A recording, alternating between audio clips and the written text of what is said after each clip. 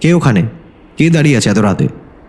কিন্তু ফাদারের ডাকে কেউ সাড়া দিল না। ফাদারের তখন বেশ সন্দেহ হলো যে কে ওটা, যে আমার আওয়াজে সাড়া দিচ্ছে না, কোনো চোর ডাকাত হবে নিশ্চয়ই। এই ভেবে ফাদার ওই সময় ওনার ঘরে রাখা ওনার নিজস্ব বন্দুকটা নামিয়ে উনি জানালার বাইরে আকাশের দিকে তাক করে একটা গুলি চালালেন, যাতে ওই মাঠে থাকা ওই ব্যক্তিটিকে ভয় দেখানো যায়। কিন্তু ফাদার দেখলেন এতেও কোনো লাভ হলো না। ওই অবয়ব তখনও ঠিক মাঠের ওই জায়গাতেই পায়চারি করছে।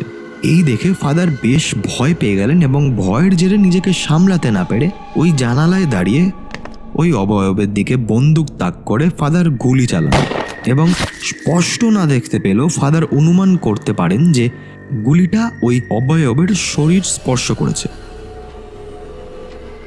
ফাদার তখন বুঝতে পারলেন যে এ কোনো ভূত টুত না, কোনো মানুষই হবে।